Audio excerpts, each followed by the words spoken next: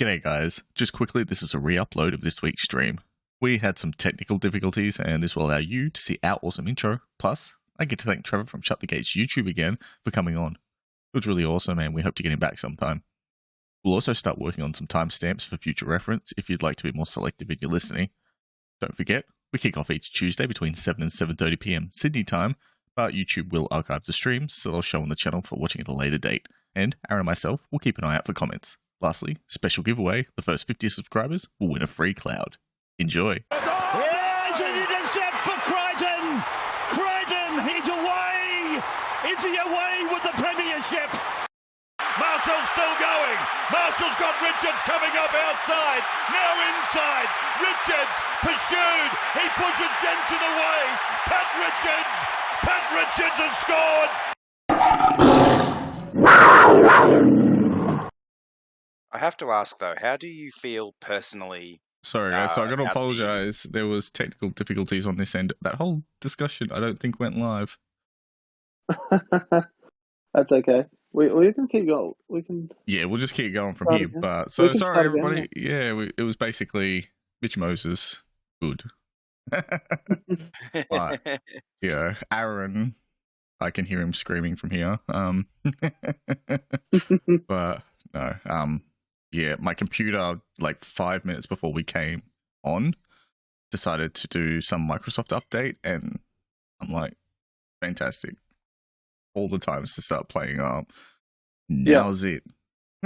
It's like, it's right when you want to do something. Like earlier today after I finished work, I've been just playing around with the computer. Nothing.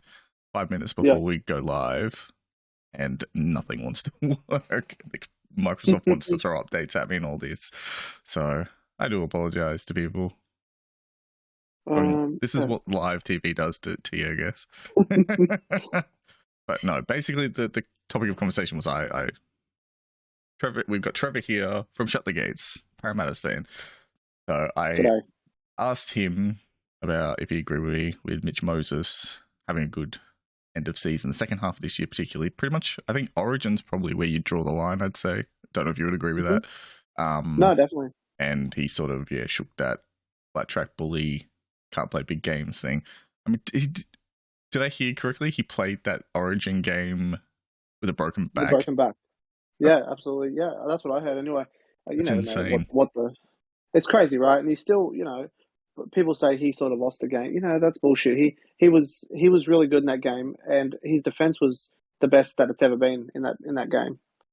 Yeah, it's some of the stuff that these guys play through is just ridiculous. Like Dylan Edwards had a broken foot for a month.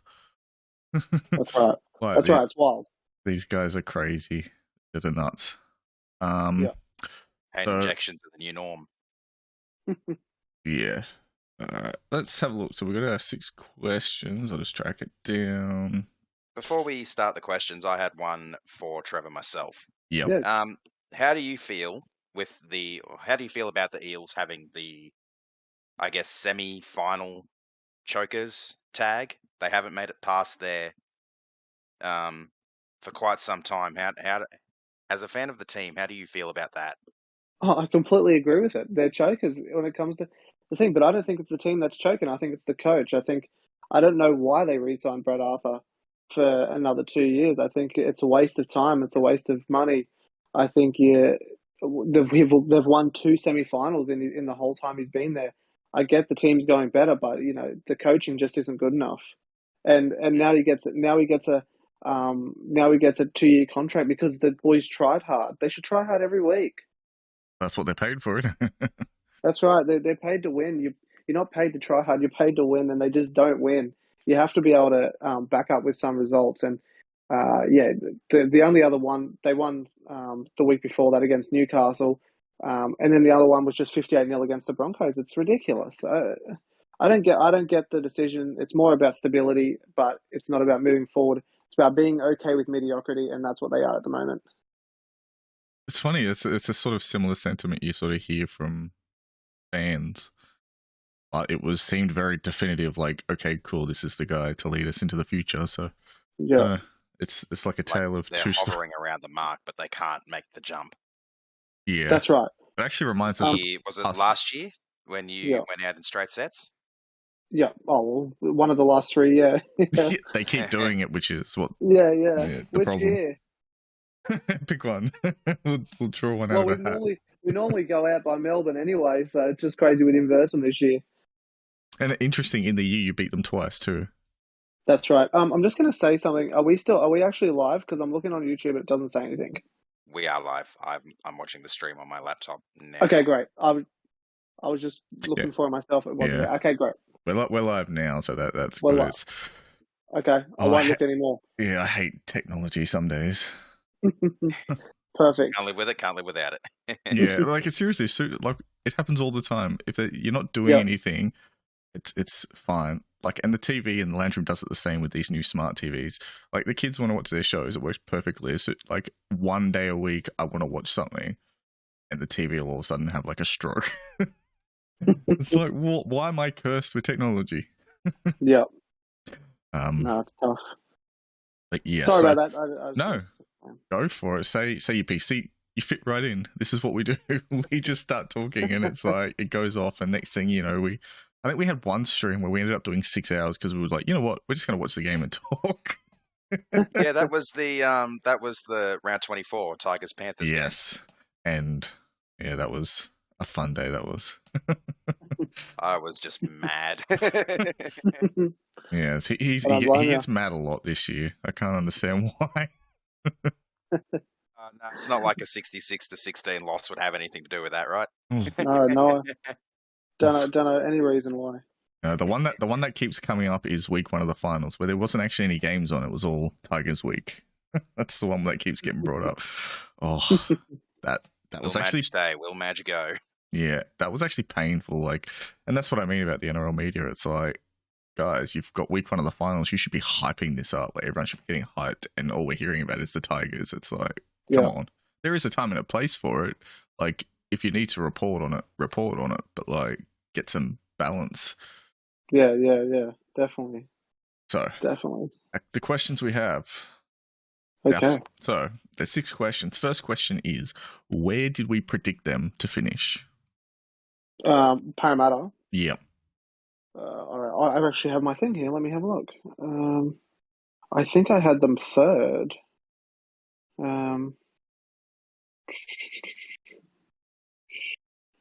Shit, sorry. No, you're right. Well, I'll say I was. Sorry, you go ahead. My thing pre-season was I wasn't really game to pick spots because I thought, with all the shake-up of the rules, especially, and everyone having pre-season to adjust to the rules, I thought it was going to be a bit of a funny year. And as well, last year, I thought there was a lot of, pretty much every team was going to have some form of improvement. I'm pretty sure we had a lot of injuries last year as well, sort of like the Roosters this year. So I thought it was just too hard to be concrete about it. I did think that we're going to be top 8 easily. I had Parramatta second, but I did have the provision that anyone listening to this, they can go back to we have all the previews from the last season on our YouTube page. I had Parramatta second, and I said if Parramatta do not make past the second week of the finals, Brad Arthur should be sacked. And they didn't make it past the second week of the finals, and he should be sacked. But he gets rewarded, so yeah. The opposite effect. Hey, Flex is in the chat. Flex says in the chat, last note before bed, check Discord, get ready for tanking. That's part of our NFL stuff. We dabble in that a little bit, and we're going to try and get into that a bit more. Okay. So yeah, there was, I think you, Aaron, were having a discussion with him about teams tanking the other day. Yeah, and how against it I am. So yeah, so that's a big thing at the moment with them. But yeah, we did watch a bit of that, and I think next year I'm going to try and get hold of the subscription for it and everything. That's an off topic, that is, but yeah. So, Aaron, where did you pick them? Parramatta. Yes, I nailed this one. I said they'd finish 6th, and if you don't believe me, go back to your old video, Ryan, about why your ladder prediction sucks. I think that was the one it was called. Yeah. I did my ladder prediction in that video. I had Para 6th. I effing nailed it. So, Well done. Credit to the boys on that one. Yes. so the Catbros Couldn't Twitter's do it. gonna the Catbros Twitter's gonna have to screenshot that title and call Old Panther fake news because your prediction doesn't actually suck. Well, for one team. Yeah, for one team. Who was it you were close with again? I think you switched to. I in that switched bottom. Broncos and the Cowboys. That's right. And if the Broncos had lost that last round game, I would have gotten both of them correct as well. So close. So, question 2, and this is one of my favorite ones to listen to, obviously, because this is where fans get all excited. Question 2 is, what was the highlight of this season? The highlight of Parramatta season. Well, the Melbourne Storm game. I can't remember exactly which round it was, but when they just beat Melbourne, like, you know, Parramatta have a real tough time beating Melbourne, when, you know, sort of any time. So when they beat them, not only once, but twice in a row, it was round 24, at Suncorp. Melbourne never get beaten at Suncorp. I think that's their first defeat at Suncorp in, you know, maybe a decade. They never lose there. Yeah. And, to beat them, you know, the score was 22-10, but Parramatta were really convincing, especially in that second half. You know, we beat them early in the year, the second round, and it was just off a Maker Sivo bomb of the try from a bomb from Mitch Moses, and so beating them 22-10 at Suncorp, that was the best performance for Parramatta all year, and it felt like Parramatta may be onto something there, but, you know, again, just not good enough in those moments in the finals. Yeah, so that was, so round 24. And that scoreline on its own, like, to be, like you said earlier, they're the ones who keep knocking you out of finals and stuff. That's right. Like, that's a pretty convincing win. That's 12 points. So that's 2 converted tries over what you'd call probably a bogey team at that point. That's pretty good. And that was really their last. Like, I know they versed Penrith and they got beaten 40-6 the next week in round 25. But wasn't that the week like you guys rested? That was the second grade. Yeah, we rested the whole team. So really, round 24 was Parramatta's last real match for the whole team in the regular season. You know, Penrith still beat us 40-6, but Will Smith was captain. Yuck. So yeah, that's that. Yeah. Speaking of resting all your players, how did you feel about that? Because I was talking to Ryan about it. I was really confused because you had a legitimate shot at taking that spot in the top 4. Had the coach just given up and thought, oh, the Eagles or the Roosters would take it anyway, or did you think that it was a bit of a silly decision? I don't, like, you know, that's all about a coaching decision. I'm not really here or there with that because Manly won their game anyway, so it really didn't matter. So I thought Manly would win. I'm not sure who they versed, but they versed the Cowboys. They versed the Cowboys. You know, they won 46. Oh, that, you know, so that was Tommy you T's, play, like, so you guys played on the Friday. They played on the Saturday. That's right. And the Roosters played on the Saturday as well, I think. Honestly, I thought it was a cop-out move by Brad Arthur. Like, I know I'm hammering Brad Arthur, but I actually thought it was a cop-out move because they had such a good win on that week before. He thought, oh, you know what, the confidence is really high, but if they lose against Penrith the following week, maybe they're like, oh, you know, maybe we're not good enough to do it. Where I thought he rested the players, so even though they got beaten, Parramatta, the whole team could have been like, yeah, but we rested, you know, 10 players or whatever. And I thought, exactly, I thought it was more of a cop-out to protect these players just in case they got beaten by 20, 30 points. You see, I wasn't so worried about the ladder position thing. It was more taking momentum through. Like, for a lot of teams like Storm, Roosters and stuff, they'll rest at the end of the year, but they've normally had a really good, strong year. You guys had that sort of down period where people were sort of getting a bit down on this and stuff. And then picked it back up. Yeah. You got that momentum back. And then he did that, and I thought that was a bit of an odd thing. I thought you'd want to, even if you lose, if you have a strong game, you want to take that into finals because you used that game against the Knights, the first round of the finals. It was a scrappy game. Yeah. No, I agree. It actually reminded me of the 2016 season by Cronulla Sharks. They started off really well. Parramatta didn't get that win streak that Cronulla did, but they played really well up until a certain point, maybe just a touch after Origin. Then they fell off just like Cronulla did, and then they come good again. I thought, oh, hang on, here we go. We're going to come good again. But then obviously they didn't win it, but Cronulla and Cronulla did. But it was a really similar. They had a lot of parallels in that season, I thought. Although Cronulla's playing bad streak wasn't as long as Parramatta's. Yeah. And the other thing about that second win in particular against the Storm that stood out to me was the speculation in the media about being the flat track bullies was absolutely rife. Because that win came, I think it was 2 weeks after you got absolutely walloped by Manly, and then you had a really 56 unconvincing 10, win against the Cowboys. I think it was. Yep, Yeah, 32-16, yeah. Yeah, so then obviously the flat track bully chat was back because the Cowboys were, what were they at the time, 14th or 15th or something? Very low, yeah. Yeah. Then you come up against the Storm and you do a job on them.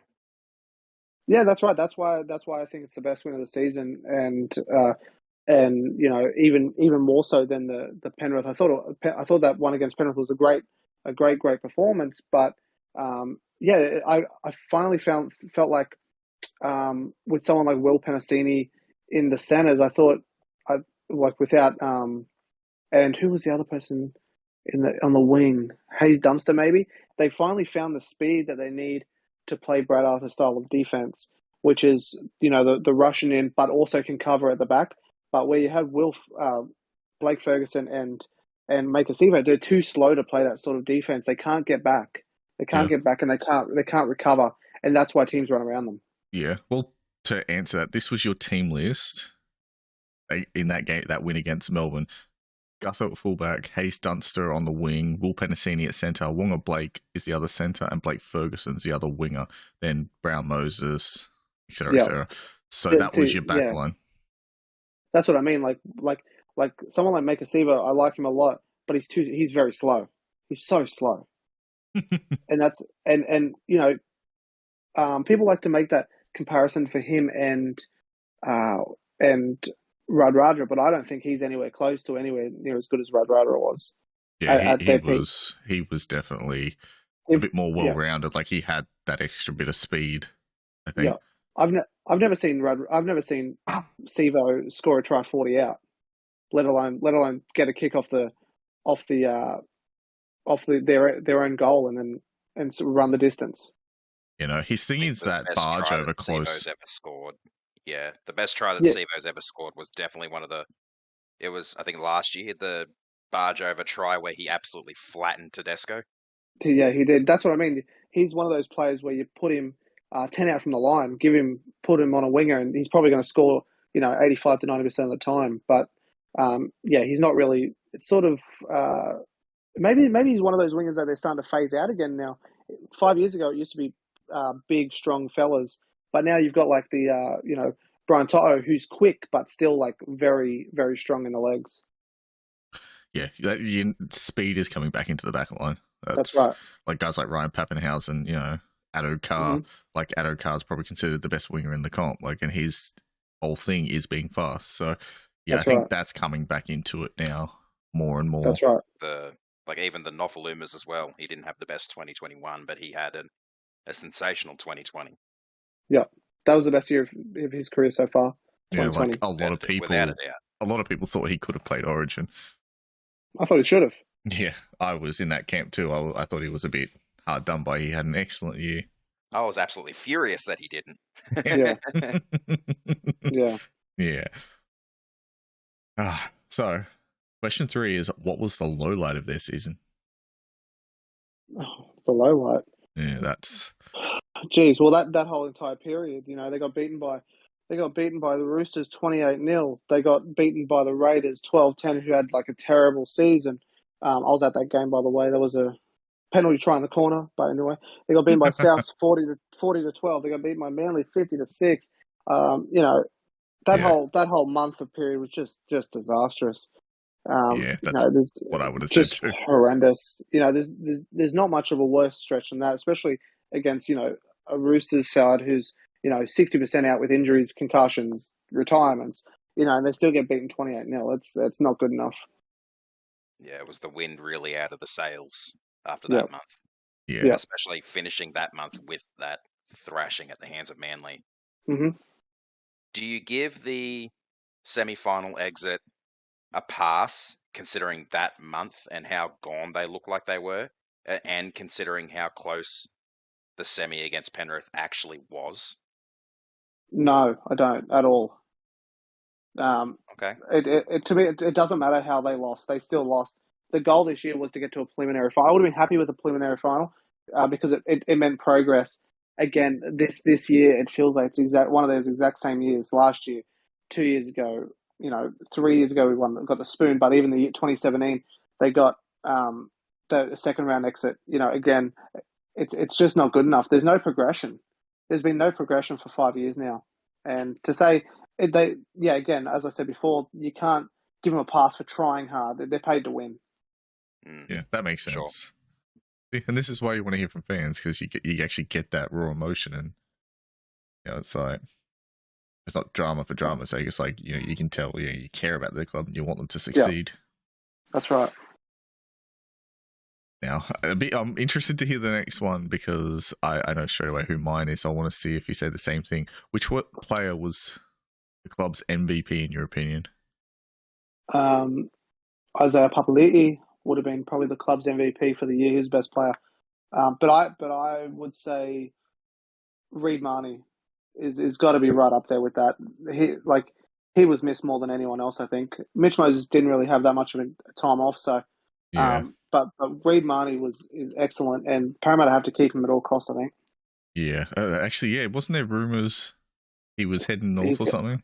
He's going to Dolphins. He's going to Dogs. He's going to Broncos. He's going everywhere. Player has player has a good season. Yeah, I don't know if that's player managers trying to bump his price up or something, but yeah, that's who I was thinking. It's funny. I would go so far as to say I would be quite terrified if he played in that game against us. Throw a dart at the dartboard, and that's where he'll end up. I don't know, but he's. I know people love Harry Grant, but I think he's overrated, and I think Reid Marnie's past him at the moment. Not to say that Harry Grant can't be better in the future, but at the moment, Reid Marnie's, I think, much better than Harry Grant. I don't disagree with that, actually.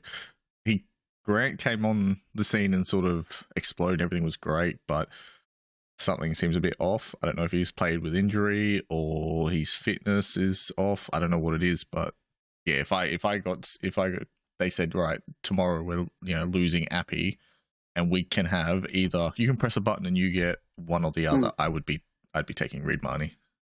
Well, the guy can't play 80 minutes. I've No. never seen him play a good 80-minute game of football in his life. Yeah, he hasn't.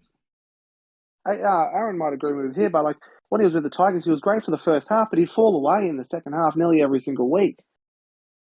Yeah, less of an extent than what we've seen with Jacob Little, but I would agree with that. And I feel like the thing with Harry was he was made to look better by the fact that he came out of the Storm system and was playing for the Tigers.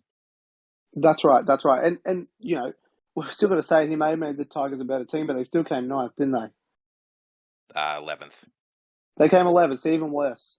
He also I think he missed 4 or 5 weeks with an injury in the back end as well, and I think we might have won one of those games without him, or none. And he did the same thing this year, getting injured, so that's going to be a struggle for him. That's right. The bloke, of it. He can't stay on the field. So I'd definitely be taking Reid Marnie in a heartbeat over him. Like you look at the Origin games, Cleary straight up just runs past him standing at marker. Well, yeah, even if you go, game 3 last year, he come on and scored a try for Origin. Oh, yeah, he scored a try in Origin 2020. But New South Wales were already on the back foot. He just came on and played, super fresh, and just came on and just sort of played around them. New South Wales were tired, but he's never been able to do that from start to finish for a game.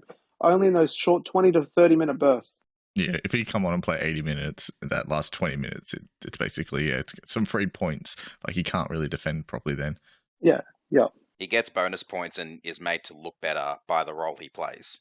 Mm-hmm. By having that role where he's like where he comes on and then while the defense is already tiring and he can take advantage of that. And honestly, if he was that good, they would have him starting at Melbourne instead of Brandon Smith. They'd find somewhere else for Brandon Smith right now. Yeah. Hey, he's probably lucky he's got Brandon Smith and Craig Bellamy. Yeah, you're right. Like, if he goes to a team and he's, like, a lot of teams play an 80-minute hooker, I don't know. I don't like the outlook for that one. And you look, apparently Brandon Smith's been shopped around now or something, looking for a big contract. I mean, what's he going to do then? Well, he comes off contract at the end of next year, so he can go to market at November 1. Yeah, so he doesn't. Yeah, he can just do whatever he wants. Yeah, he's going to have to work it out. He's going to have to get fit, I think. Start running some laps. He can maybe do some beat sprints with Cookie or something. Yeah. All right, question 5. Who is your promising rookie? Will Penasini, he's great. I reckon he's awesome at the moment. There's a few young fellas who started this year. Let me just get up his name. But Will Penasini, I think he's, he really came on and just sort of showed that bit of agility, a little bit of X factor about him. And I think he's a real star of the future. Yeah, he looks really good. What was his position again? Center. That's right. Yeah. So yeah, that'd be who I'd be saying for sure. Yeah, I definitely agree with that as well. He never looked out of place. Like, he went through those finals games, he looked really good. Even against us in that game, he was fantastic. So, yeah, I like him. Yeah. He'll be good. You got to keep hold of that one. He's a keeper. Give it to Penasini Hope as well. so. But you never know, I guess, in this game. That was an easy one. But that's one of the ones. Speaking of Eels players that you might be losing, word on the street is Regan Campbell-Gillard didn't take up a player option in his contract to potentially go play for the Dolphins. Is that true? Well, I don't know if it's true, but it doesn't. That's what the news said. So if he did, good luck to him. That's why you've got that sort of stuff in the contract. You can't be mad at someone for trying to get a big money deal. Although he's already on $800,000 at Parramatta, half of it paid thankfully by the Penrith Panthers. You're welcome. But I can't blame him for it's the first ever team of a franchise, and that doesn't come around too often. So I couldn't blame him if he wanted to leave. I never hate on players who decide to leave the club for other things, because obviously something's come along that they think's better. But I hate players who want to leave mid contract. You stay at your contract, or and you leave respectfully. Yeah. Do you think he'll get much more money going to the Dolphins than what he's getting at Para? No, I can't even see him getting. I think he's probably 650, 700,000 player at best. I don't think any prop should be really getting upwards of $1 million, $800 to $1 million a year. I wonder if his player option had a salary increase in it. Yeah, not sure. Maybe. Yeah, well, the new club, they're going to be signing 30 players for a start, and they're going to need to get some decent, halves. Their spine, they'll be spending their money on their spine, basically. And not for sure. And Wayne Bennett, I don't know how true it is, but the thing said about him is he never overpays for forwards. So that's right. He's not highly unlikely to see RCG getting 800. He's not getting that. He might get reasonable money and he'll get a starting spot maybe, but he's not getting that much, especially considering at the moment he's being paid by 2 clubs. The Dolphins are going to have to fork out some good money for some players, because player managers all over the place are waiting for this opportunity to get their players big money. Bump up those price tags. He's going to be in a very competitive market for the Dolphins. Yeah, the Dolphins got to buy 30 players, and not every one of them can be a star. Yeah, exactly. So They'll Yeah. have to dig into the Dolphins reserve grade team already up there, I reckon, and give some contracts to some of those boys. Yeah. Seems only fair, right? Yeah. But that's going to be a really good opportunity for the boys in that team next year. Like, they're going to have a lot to play for. That it's the final year of the Dolphins just being a Queensland Cup team. They're going to have a fully fledged first grade team, and a lot of those players are going to want to be a part of that team. Last year of the Redcliffe Dolphins. Yeah, how crazy is that? I played against them as a kid, so it's like crazy to think that they're now an NRL team. So right. Yeah. We're less than a week away from the 1st of November, and shit is going to get chaotic. Well, the fact is, everybody's team is a target. Like, I know people, if anyone sits there and tries to say, no, we'll be safe. No, you're not. No one's team is. Yeah, that's right. A lot of teams are going to lose 2, potentially 3 players for this new franchise. And there is the flip side to that too, is clubs will be able to use that to sort their salary cap out a bit. They'll be able to go, hey, why don't you go play for the Dolphins? They'd be like, oh, look, we just cleared, a couple of $100,000 off our cap. All right, so question 6. Early thoughts on how they're shaping up for 2022. Again, I think they're going to be the same, if not worse. They haven't bought anyone. Yeah. There's nobody coming. I don't know how you get better with nobody else coming. There's just nothing. Yeah, I'm not sure there's any money room in the cap for anyone to come either. There's going to be some upgrades. There's going to be some, Ferguson's leaving, but that money's going straight to someone like Mitch Moses' new contract for starting this year. Someone like Reid Marnie has to stay. Isaiah Papali'i have to pay him. Gutherson, assuming he doesn't want $1 million, he'll be staying at probably around the same 700 to 800,000. I can see him coming 7th, 6th, 7th again. They're still a decent team, but they're not premiership caliber by the looks of it from what we've seen this year. Yeah, which is a shame to hear a fan say. You want people to be as hyped as possible. I've literally just pulled up Zero Tackles player movements for 2022, and Eels 2022 gains none. No other team has no gains for 2022. Yeah. It's crazy. It's ridiculous. It's ridiculous. And they've lost players as well, but they just haven't bought anyone. Well, could you say they're committing to the development angle, guys like Penasini and that? Yeah, but who? There's no one really. 6 blokes off contract. Jeez. So that's not pretty. Yeah, again, I really think they're just trying to commit to the exact same team they have without Blake Ferguson. That's going to be a tough sell. Yeah, that's right. And not many of the names in the off contract still for this year are big names. Honestly, I think none of them are. Yeah. There's Samuel Loizu, whatever that is, Solomone Naiduki, Jordan Rankin, Nathaniel Roach, Kai Rodwell, and Sean Russell. Well, you'd think Nathaniel Roach would be leaving now. Oh, actually, Parra did just sign Mitch Rain. Sorry, my bad.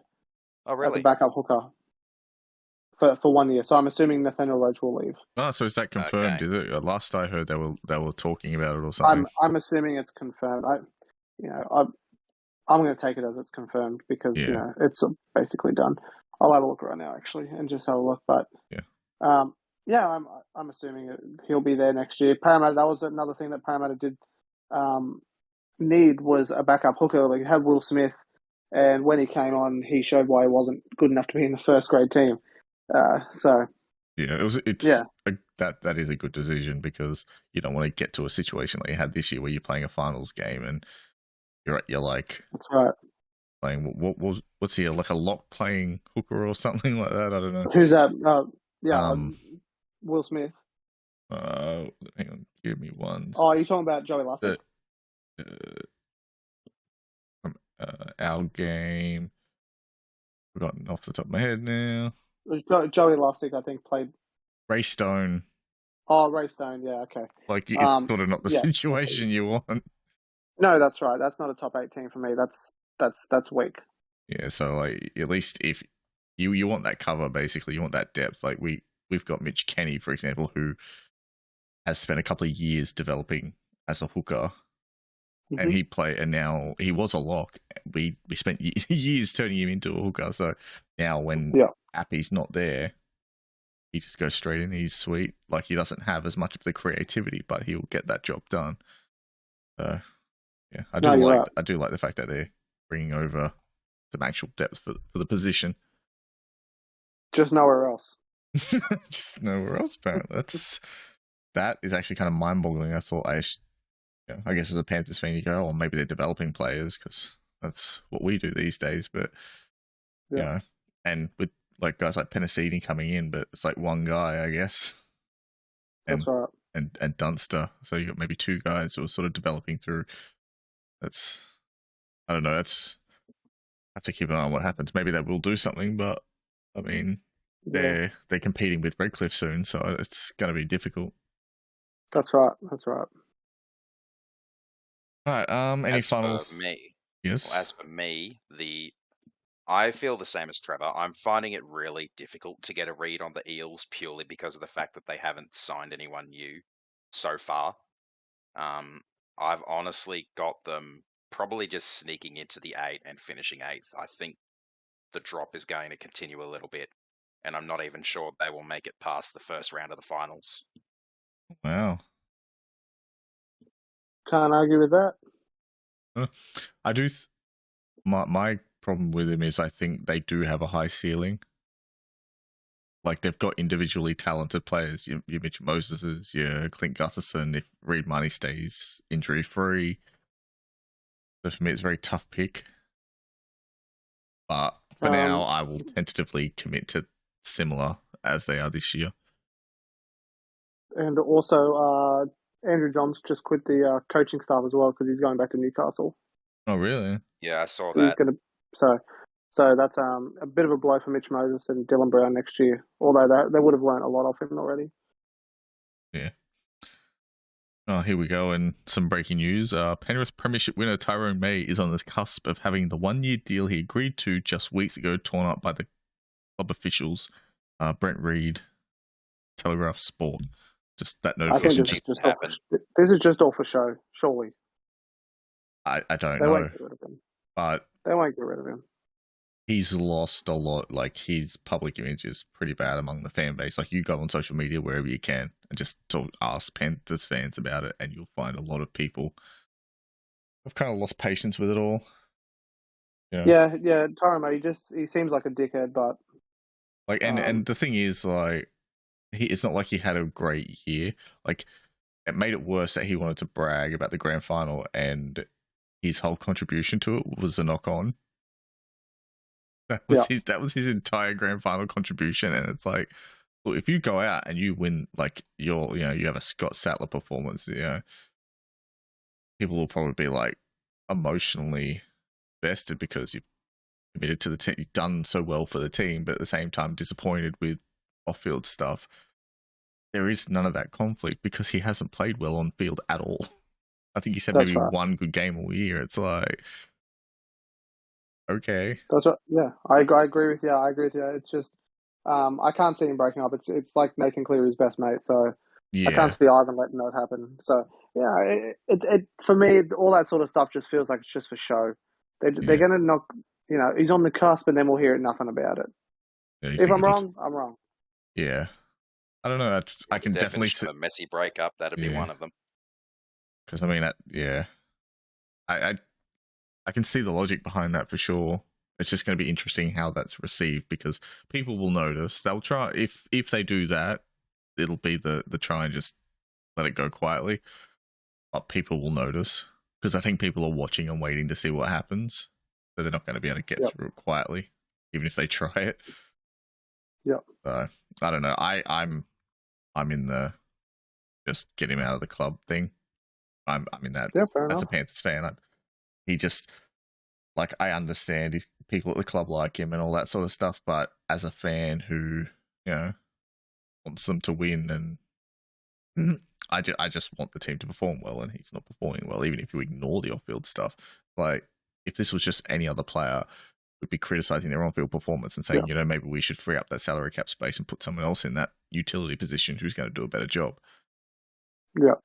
And then you add the Yeah, we off-field do stuff on top of put it. Mitch Kenny in there full time. Yeah, exactly. Like, you know, a guy who's a really hard worker and can still do a job. Like, Yeah. So, yeah. Yeah, definitely. All right, our next team on the list is the Gold Coast Titans. Just slipping into the bottom of the 8 there. I was actually kind of happy to see them make the 8. It was nice for their fans. Yeah, they deserved it. Yeah, I get a kick out of seeing, you know, teams who you don't see there all that often getting in there. It's kind of nice, that little fairy tale sort of thing.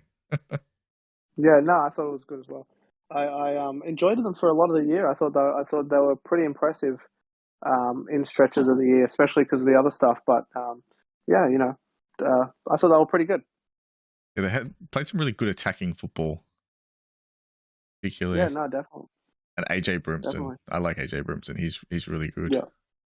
Yeah. Again, another one getting injured. Like this year was horrible for that. Mm-hmm. A lot of top players, so hopefully they get past that. A lot of people blame the rules and whatnot, but you know, see what happens next year. I thought they were good. I think they have improvement. I don't think it's coming next year, but I think they have improvement in them. Yeah, the signs look positive. It's funny, contrary to like what we were doing with the Eels, they look like they at least have an idea of what they're trying to do, and they're just going to slowly build up to it. I unfortunately think they're going to slide next year to rebuild more. Interesting. We can go on with that now, or we can wait to the end to next year. Next year's previews. Yeah, well, what do we think the end of next year? Our question one is obviously where do we predict them for this year? Yeah. I had them 9th, so I was very close. Oh, very close. I had Tigers I was 8th. close to the other side. I had them 7th. I'm pretty sure I said they were going to make the 8. Yeah, nice. Oh, go me! I got one. Yeah. Go all 3 of us. Yeah, go all 3 of us. But like, I really liked the forward pack coming into this year. I thought they recruited really strongly there, particularly their spine was a bit, you know, here or there, which is why I didn't think they were going to be top 4 or anything. But I thought with a forward pack like that, they can keep them in games. And I actually thought the forward pack was the weakness since they last made the finals in 2016. I'd say. I thought they were for all the chopping and changing. I thought their halves and spine were pretty good this year. I thought. Oh, they played well. Just Fogarty and Ash Taylor were actually pretty good when they were on the field together. I just think pre-season coming into it, there was a bit of doubt around that. I think their spine then sort of played better than I think most people expected, especially Ash Taylor's had a lot, you know, of that doubt around him in recent history. I don't think that's a secret. Yeah, no, definitely. But I thought this was probably his best year this year since coming to the club. Yeah, he was really good, just solid. I think a lot of pressure got released off his shoulders. There wasn't so much expectation. Everyone was. I remember when he was the next big thing, and he was going to be better than Nathan Cleary and Moses and the other halfbacks in the comp. And it's like, oh, okay. And there was so much pressure on him. Yeah, that's right. And to be fair, he never had a genuine 5'8" outside him. Yeah, it's true. So, which is crazy because I feel they'll play well together this year. They're all gone next year. Half this one's gone next year. That's why I think they're going to have a lot of rebuilding left in them. Yeah, that makes sense. Down a little bit before they make the climb back up. That's right. I don't think they'll fall too far. Pretty much what I'm leaning towards as well. I don't think they'll fall too far, but I think they will fall only to build up, maybe even stronger. We'll see. Yeah. Well, I'll definitely say definitively 100% they're not bottom 4 next year. Not going to happen. No. At the very least. All right. What was the highlight of their season? Well, playing finals, right? They almost won. They almost won the game on the buzzer in the final against the Roosters. One more pass, and they would have been in the second round against Manly. So and honestly, Manly are probably too good, but who knows? You never know. Well, yeah, that's it. Like anything can happen in finals. They say it's a whole new competition for a reason. Mm-hmm. And we saw that this year. Like everyone was thinking, because of the gap between 6th and 7th on the ladder, that particularly both of those elimination finals would be absolute blowouts. And neither of them ended up being a blowout. Like the Roosters finished, I think, what was it? 8 or 10 points ahead of the Titans, and the Titans almost took them down. That's right. It was literally the last play of the game, last pass in the last 5 seconds, and they could have won. Yeah, the Roosters were 12 points ahead of the Titans on the ladder. If Panthers versus Eels wasn't the match of the final series, then Roosters versus Titans was. Yeah, I can see that. It was a really exciting match. And you thought sort of either team could win it at certain stages. Roosters looked like they could run away with it. And then also then you're like, oh, Titans, they're coming home strong as. And then, just couldn't get the job done at the end. Like that break they made in the second or third last tackle of the game, you're like, if you're a Roosters fan, you're probably shitting yourself. Oh, definitely. Absolutely. Anything could have happened on that in that final 20 to 30 seconds. Yep. And it's not like they needed the goal; they just needed to get across the line. Yeah, that was. I jumped off the couch in that last play. It was so intense. Yep. I can't imagine being a Titans fan. My God, you would have had a heart attack. Devastating. So what would we say one of those is ones where you can't watch, but you also can't stop watching. Yeah, definitely.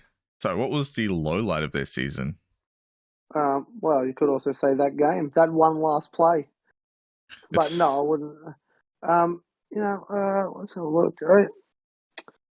I'd say the walloping at the hands of Manly. The second time they played them, they led at half time and somehow conceded 9 tries in the second half. Yep. How do you let that happen? Yeah, no, definitely. Yeah, no, that seems pretty good. Also, they were really bad against the Sharks. Up in Coffs Harbour, I'm pretty sure it was. I think they lost like 38-10 or something like that, and then they were really, really poor in the second half of that match. So they were trying to take the faders away from Canberra. Yeah, a lot of these second halves that just weren't up to snuff. Yeah, that's right. Yeah, their defense is probably the low light of the season. Yeah.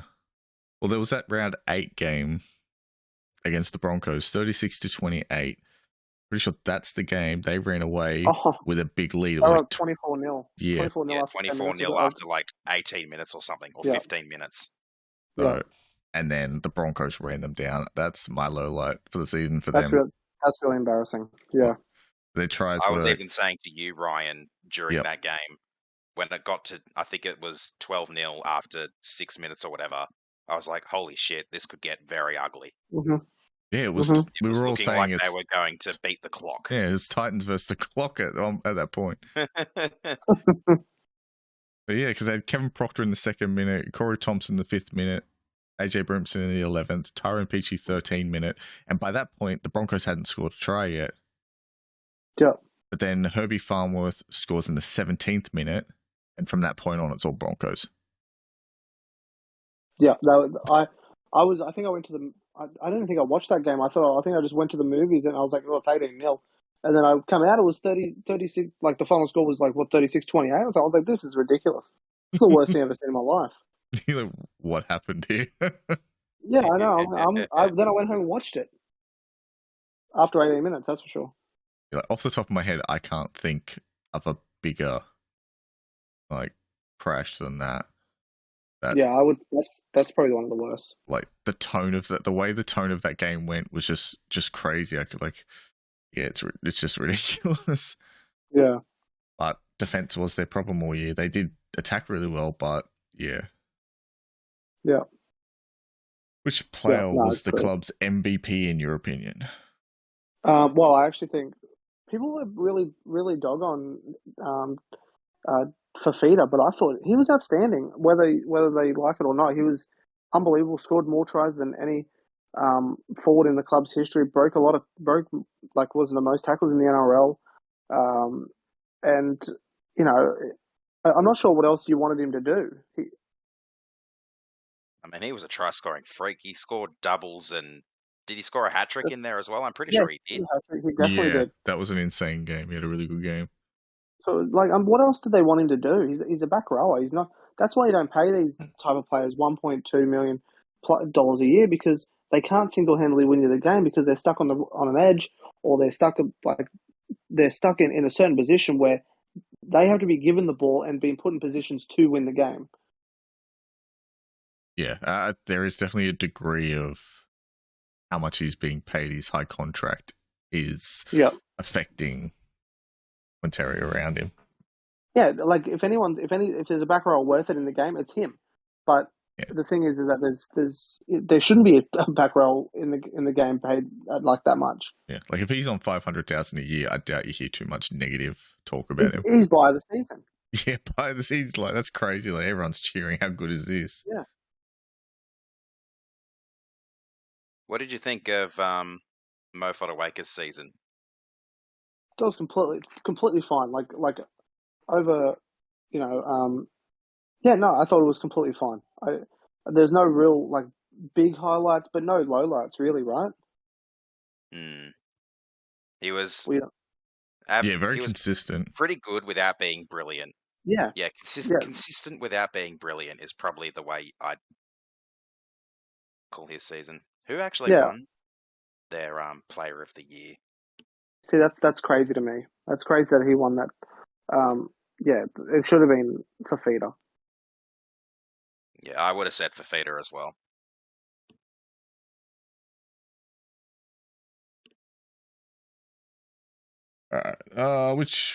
So promising rookie was only really one, right? Yeah, one that we can say. Pretty much. Well, it's Jayden Campbell, right? Like he's by far their best prospect. He's pushed AJ Brimson to 5'8", but there's also another young rookie coming through, Toby Sexton, who they are pinning their hopes and dreams on. Well, yeah, that's where they're committing. So that's where they're committing. That they've got rid of everyone else. This is what they want. This is their future, and those two have to step up next year.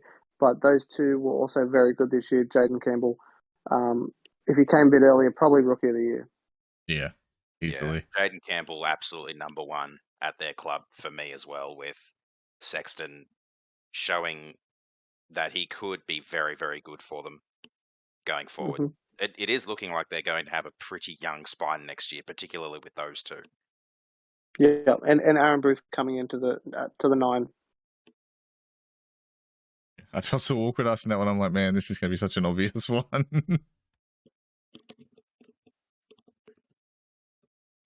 All right. Is that you in agreement with us there? Yeah, you can't. Like, how can you not? Like, I do like Toby Sexton, but he's not touching Jayden Campbell as far as the MVP for the year. Like, yeah. So. Yeah. Sexton was completely fine as well. Like he didn't do anything wrong. It's just Jayden Campbell could possibly be a superstar in the future. Yeah, like it just is what it is, man. Yeah, he looks like a top 5 player in the comp. Eventually, once he gets his development down, his body right, and everything sorted, he's going to be one of those players. So, yeah. Early thoughts on how they're shaping up for 2022. As I've been sort of we covered a bit, covering a little bit, but bit by bit.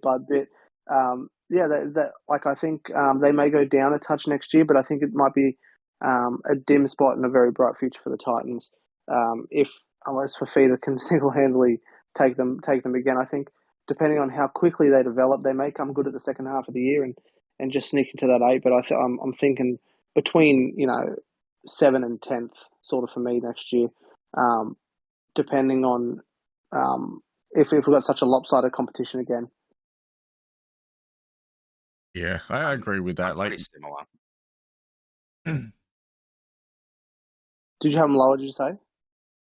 No, I think we're all agreeing. Them pretty similar. I've got them. Yeah. I've got them tentatively in 9th. I think they'll be in that battle with the Eels and the team I've got in 10th for that bottom spot in the top 8. Yeah, the only thing that worries me is their spine. If they can get that right early, they may come good and quick enough to win some games and get them in there, which is very doable in what seems to be another lopsided competition. But, if the competitions are sort of even, they may have too many losses on the board going into the final 10 games or so. Yeah. I have to remember they did just get in on results this year, so like coming 9 or 10th isn't a huge insult to them. It's pretty par based on what they did this year. No. Well, they could have done it if they just didn't score as many tries. They could have come 9th or 10th. Yeah, exactly. So, and that part of the ladder is always sort of determined by for and against, as we keep saying. Like you can float 2 or 3 spots just with a couple of extra tries, as like you just said. Yeah. Not only that, but you look at their record this year. The fact that they did finish 8th with a 10-14 record, you would normally see that for a team around 11th or 12th. That's right. It really showed just how lopsided this season was, with that massive gap between 6 and 7. And then you've got all the teams all in 8th, 9th, and 10th, finishing with a 10-14 record. It was just wild. Yeah, that's right. It's that's not good enough to get into a semi-final position in a professional sport, let alone what's meant to be one of the tightest competitions in the entire world. Yeah. Good thing about having the Dolphins be that 17th team that comes in is you're gonna be forced to win more games. Most seasons going forward from 2023, you're going to need to at least break even with a good for and against to make the finals. That's right. Because having that extra team it's an extra team to compete against. It's an extra team you're going to have to beat. That's right.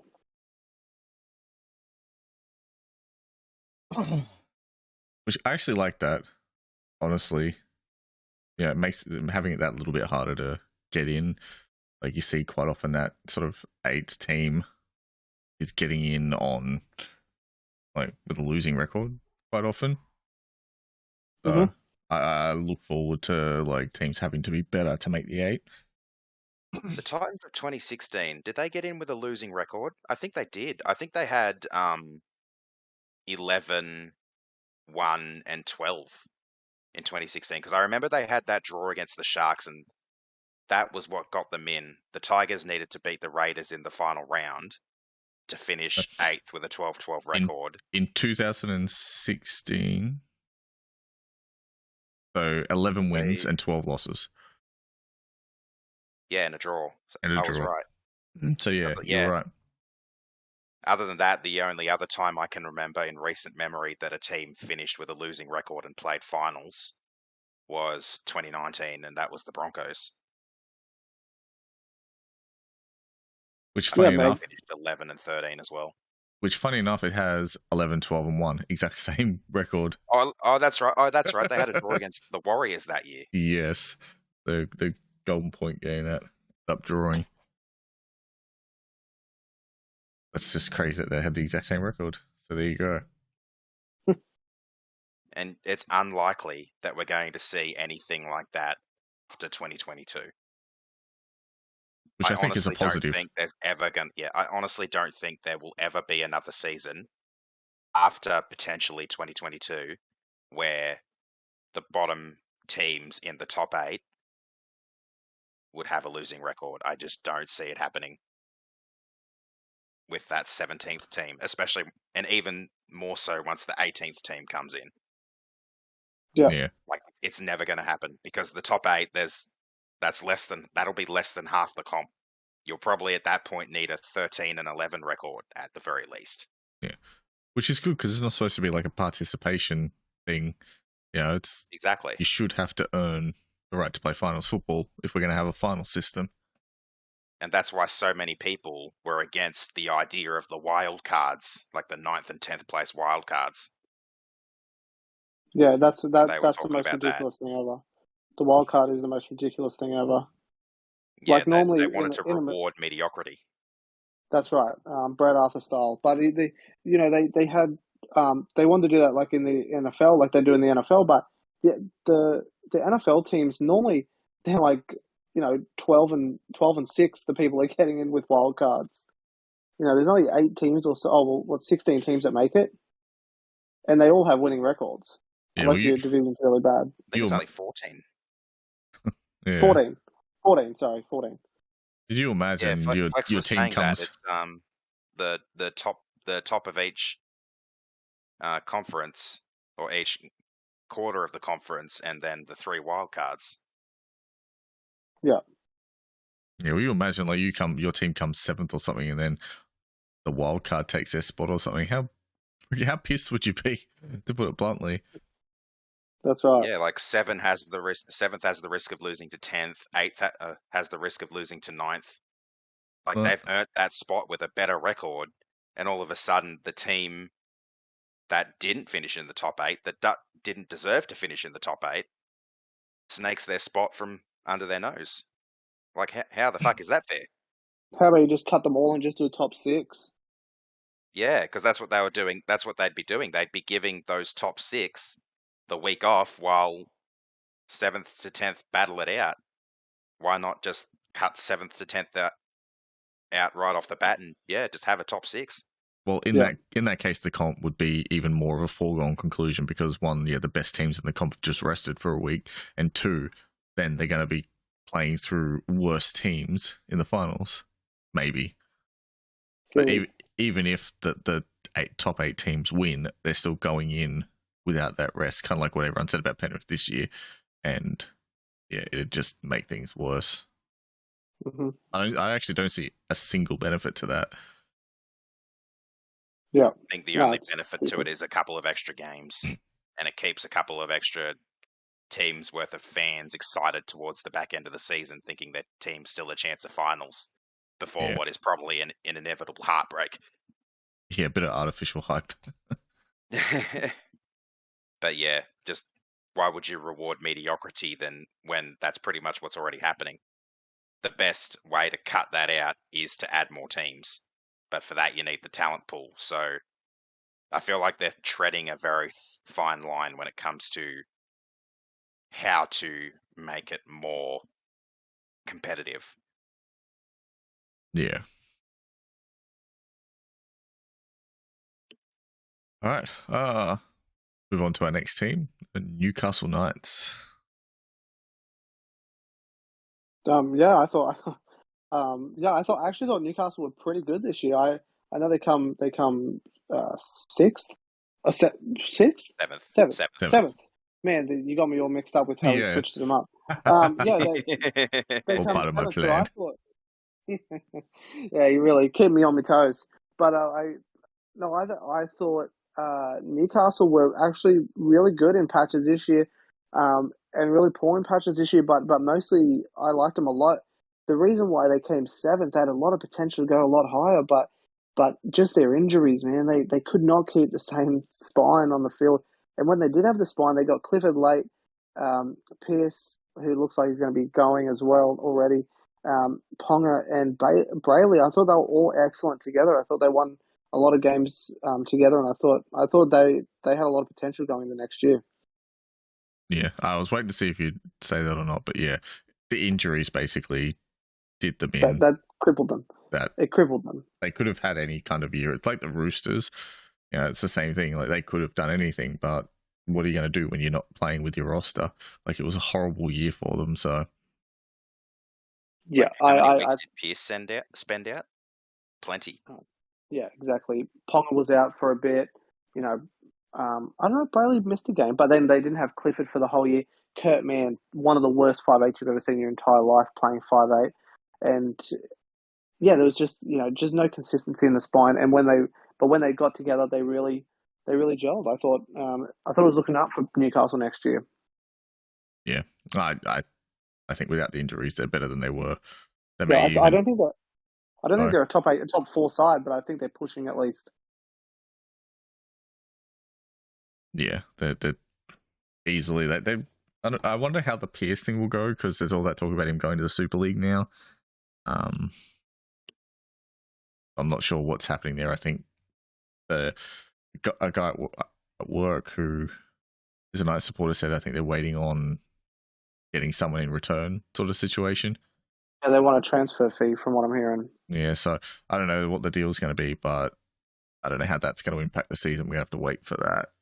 See what happens, but I definitely, I knew they were building. They had a decent roster. which leads us into our first question, I guess. I thought they'd make the 8. I still thought they had a few years of development left in them, but they'd recruited fairly well. Just, yeah. Interestingly enough, I actually thought they'd go pretty much how they went. I had them at 6th, Newcastle, coming into the year. You're very I had close. them missing the finals.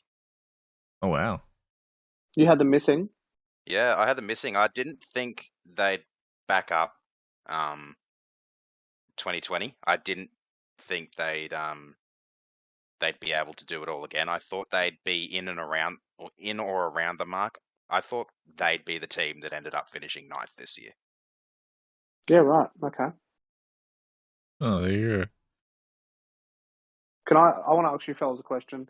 Yeah, go for it. Adam O'Brien, is he the biggest whinger in the NRL, I think? What do you think? Like, just with excuses why his team loses? Well, if not, he's very close to it. God, he's a sulk. Yeah, he definitely reminds me of, like, fans on social media where, like, they'll lose, and then because you're in the moment and emotional, then to lash out. Yeah. That's what it reminds me of. So, I don't know. Maybe that's his thing. Maybe he wears his heart in his sleeve. I don't know, but it probably could use just dialing it back a little bit. Well, just say his team was shit today or injuries.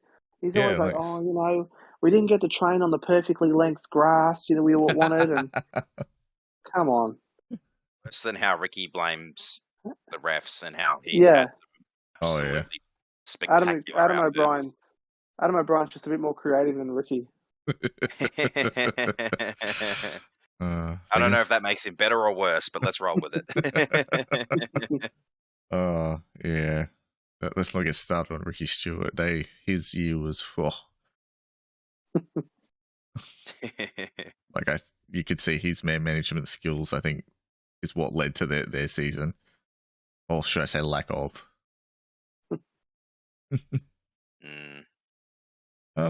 So the highlight of their season. Interesting question. Of Newcastle, just getting their team on the park as a highlight, I think. In terms of games, man, they didn't really have too many real standout wins. They got 12 and 12. Yeah. It felt, when they beat Newcastle. When they beat Manly, 18-10. That was they beat Cowboys 38-0. But then they get pumped the following week. They had a bye. Then the following week they get pumped 48-4 by Melbourne. They sort of won the games they had to win. They lost the games they were meant to lose. It was a real up and down. But yeah, it wasn't really that many highlights in a sort of a real middle season. Yeah. I'll probably just say being able to still play finals with all those injuries. Yeah. At least they had some kind of resilience in there where they were able to get up for enough games to get there. And they weren't completely out of that game against Parramatta either. They had a chance. Yeah, they definitely had their chance. But, yeah.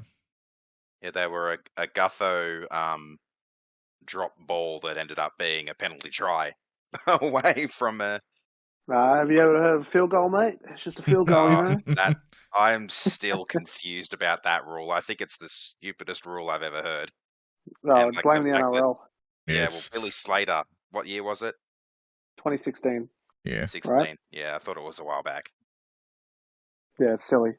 It's a silly rule. One of the dumbest rules ever. Which you can't blame players or referees or anything. Fault. Like they didn't make the rule. They didn't award the try. Yeah, even the ref, like the officials have to just adjudicate to the rules. If it's a stupid rule, it's not their fault. The refs aren't the ones making the rules, which is something a lot of people seem to forget. They go on about the officials, but it's like that they're just doing what they're told to do. Like, the NRL could fix things like that by just saying, look, you knocked that ball on, that's the rule from now on.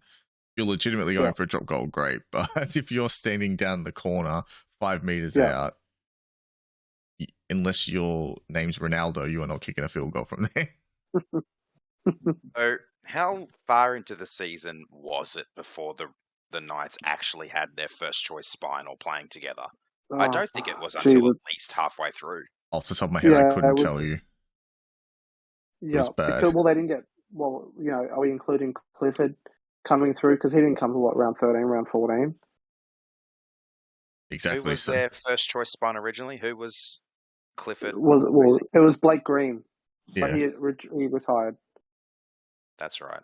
it was such a mess. Yeah, I don't think it was until I think it was like 15 or around 14 or 15 or 16 or something before they had the first choice spine on the park. And to make the 8 under that sort of circumstances when you're playing with a hodgepodge spine most weeks, like you look at how long Ponga was out for, and then Mitchell Pearce ended up being out for a while partway through, and full credit to them for actually banging together a 12-12 record under that sort of adversity. Yeah, that's right. They were when they all come together, they played pretty well.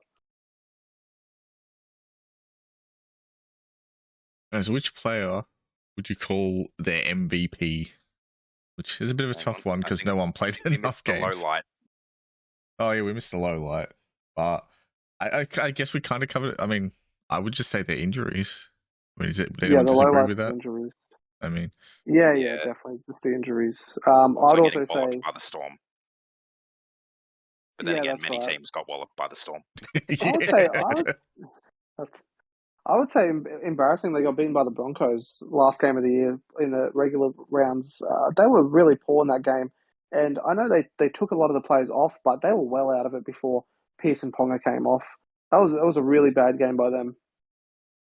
How many did they actually rest? I think they rested like 2 or 3, but it took most of the ones they kept off in the second half. Is that because the game was gone. The game was gone at half time. It was like already 18-0. And you thought, why not? I mean, I'm just looking right now. It was 18-0 half time. It looked like the Broncos were the team playing for a final spot. That's right. And it was come on. Yeah. So. Yeah. Yeah, and then they actually went better when Pearce and Ponga came off. Which is interesting. I'd also like to say losing to the Tigers twice in a season would also be a low light. Congratulations, Newcastle. You win that award. Oh. Also the Dragons, so do you. I will admit, though, that the Tigers beat the Knights twice without both. Once without both Pearce and Ponga. The other just without Ponga. Yeah. In Pearce's 300th. That was the Tigers' first win of the season, right? Yeah, it was. Round 3. Yep. After getting walloped by the Raiders I remember that in the first 2 rounds. I remember that game. That was a fun game to watch. I thought Tigers were really good, that game. Yeah. So. Just made me love watching Stefano even more. Like that try he scored, that was, I think, his first try in the NRL. It was an absolute barnstormer. Yeah. Short ball from Brooksy and just straight through he went. Yeah. No, they were good. That was really good from Adam Dewey. That was like one of his breakout games. Yeah, for sure. So it'd be great to pull that up and be like, hey, this is the try, but then we'd get like owned by the NRL. Because they're so crazy strict. Don't worry, I've learned this lesson so many times. Like I still get videos. Show footage too, have you? I don't get copyright strike, but I get like, oh, you better take this down. I've taken down like 10 videos. I get this weird thing where they just block it. I don't get copyright strike. They block my videos as well, which is ridiculous. It's like the worst thing. I still get videos that were like from way back, for like over a year, and it'll be for like 5 seconds of clip, and you're like, "What are you doing?" That's right. I recently just had 2017 videos taken because I had something in the background one time. That's ridiculous. That is. Yeah, I know. Jeez, you really picked that one up. Thanks. That's pretty dumb. They seem okay with your little shut the gates intro, though. It does seem to be working fine. No complaints so far. Even our little intro didn't get picked up last time when I used it. That's so weird.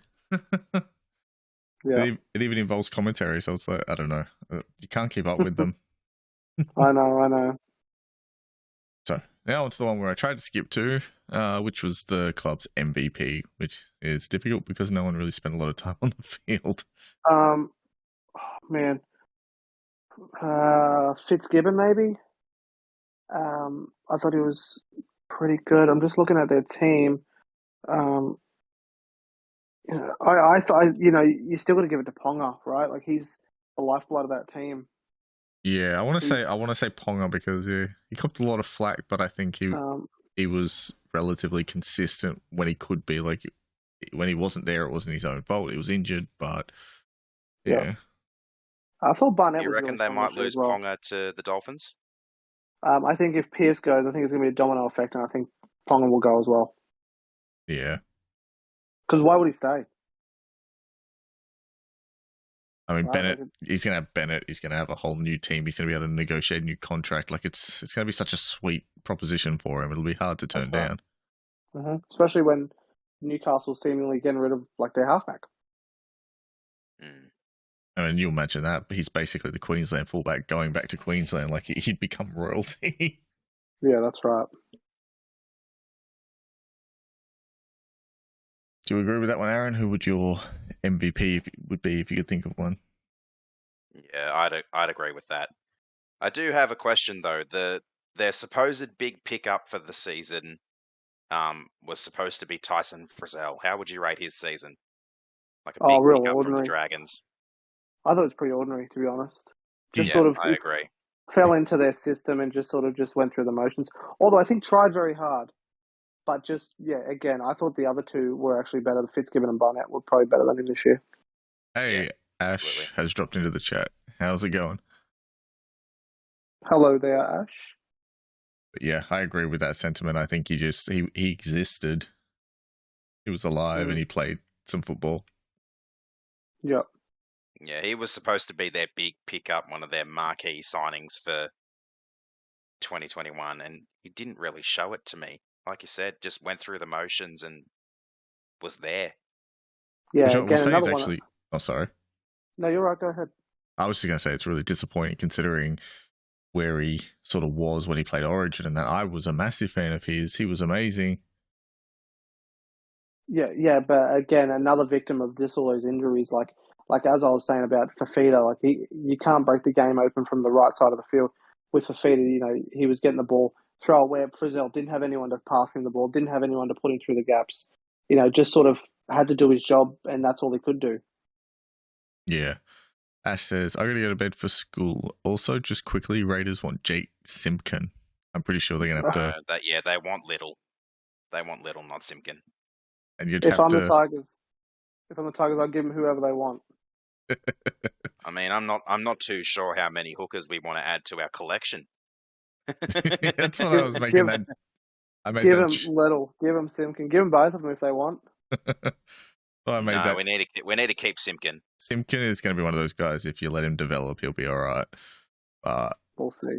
Little, I'm not so sold on. I mean, he looked like he would have been all right, but he's got no knees, so. He had some great moments, Little, like that runaway try where he scooped up the ball at Leichhardt against the Panthers and ran 90 meters, and he was gassed by the end of it. That was a spectacular moment. Like I was there, just cheering him on for dear life, and he outran Burton, didn't he? Like, yeah. I don't know because I don't remember that happening. And then we get to round 20 against the Warriors with 5 minutes to go or whatever it was. The ball is played and he's not there at dummy half. And they could have won too. They were in it. Like that, and it was right on the Warriors try line. We were right there. They pick up the ball and that was almost game over. Like how can you be a dummy half and not actually be at dummy half to receive the ball right on the try line? Mm-hmm. That's the Tigers for you. Yeah, welcome to my world. It's pain. Next year is going to be my 7th year as a member, and I'm just ready for a 7th year of fucking pain. Pay to be tortured. I only have myself to blame. The promising rookie.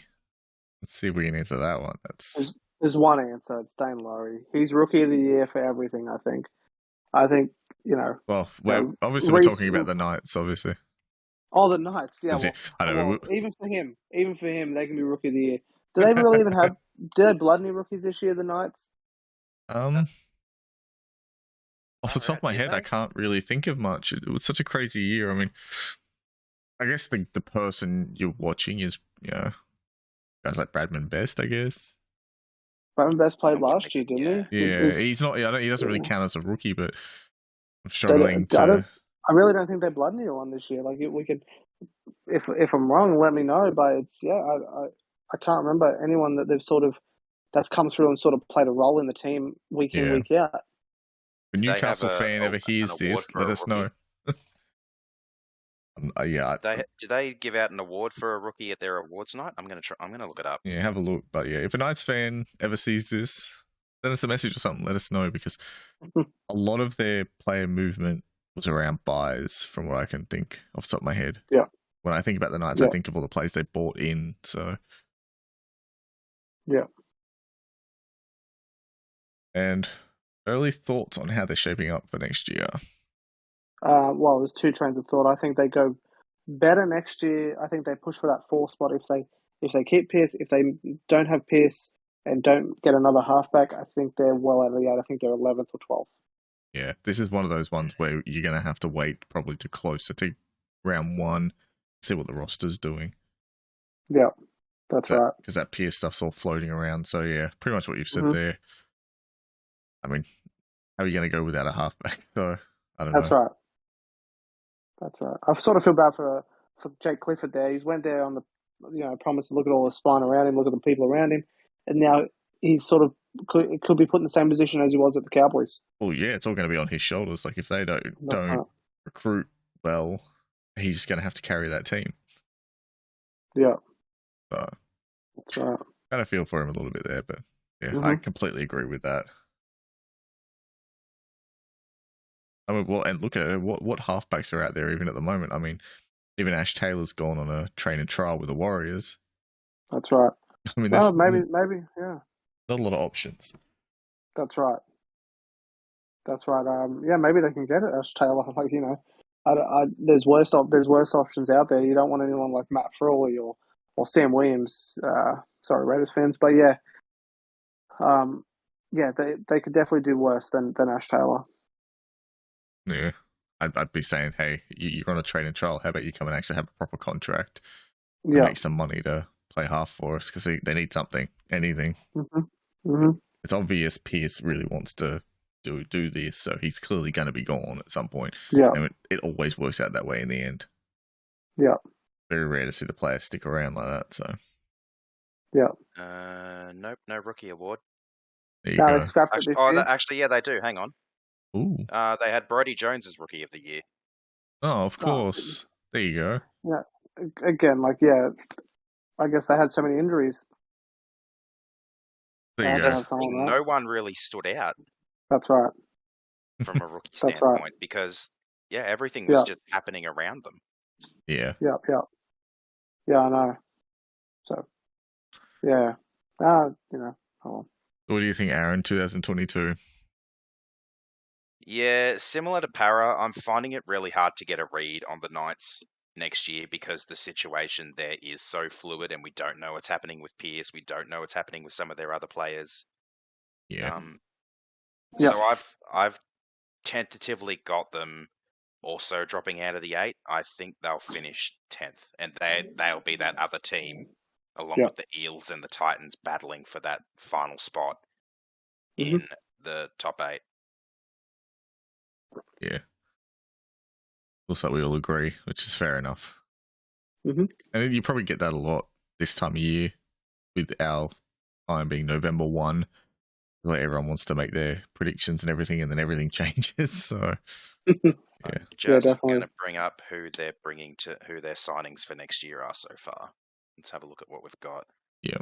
That's why we've said we're going to do some proper close to round one, some proper predictions that we actually lock in something hardcore that we can sort of come back to later in the year. Yeah. Yep.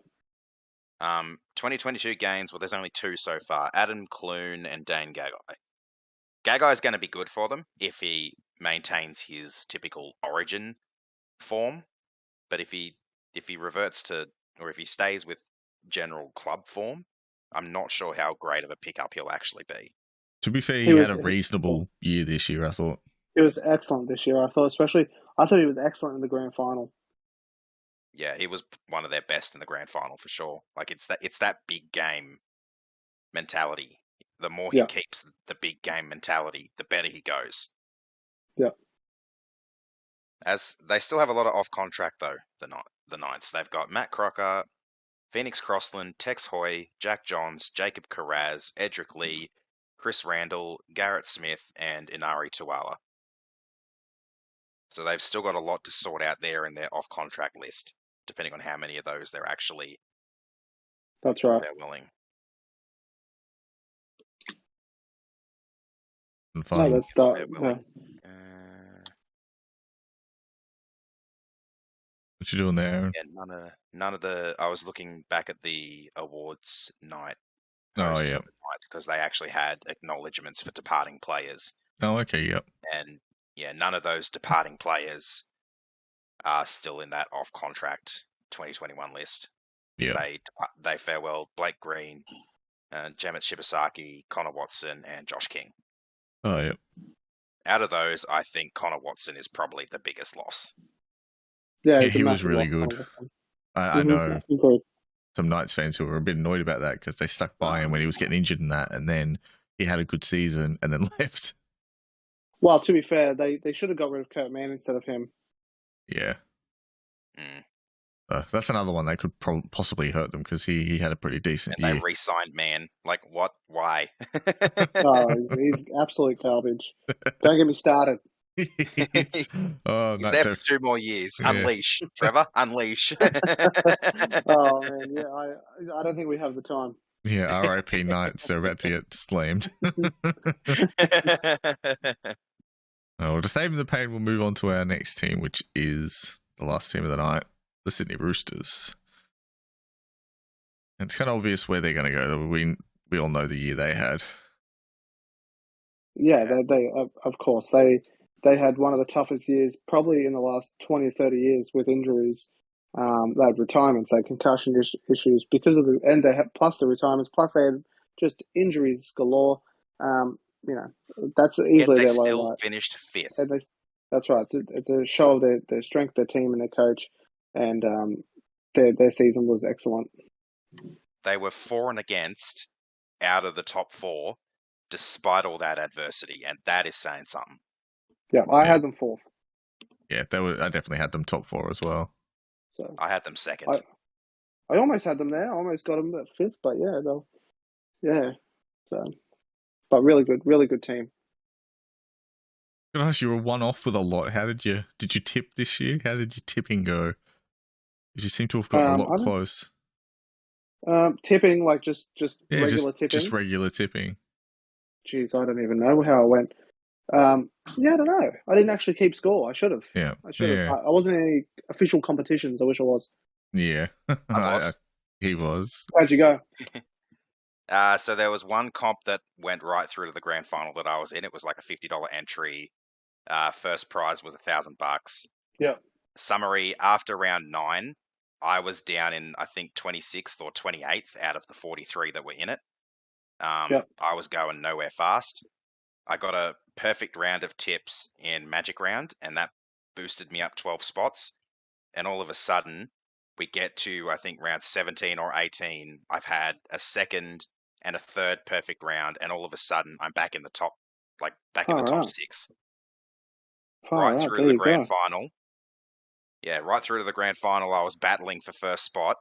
Ended up finishing 3rd and taking home a nice, easy $300. Yeah, well done. At the cost of much grey hair and stress.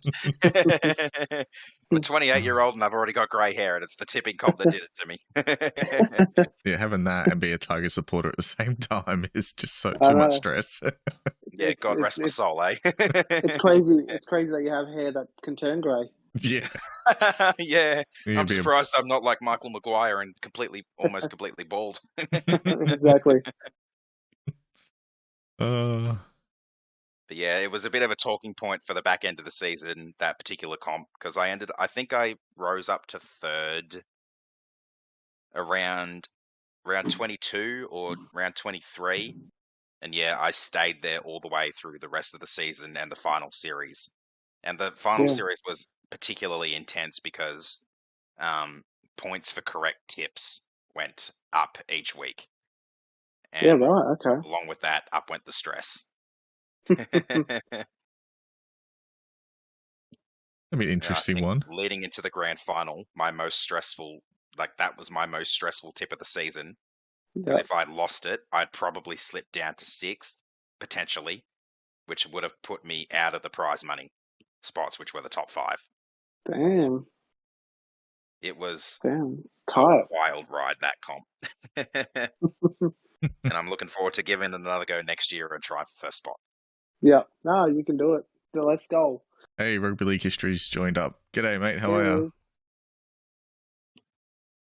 Here he is.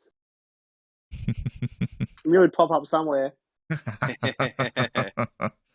Yeah. Who's he a fan of?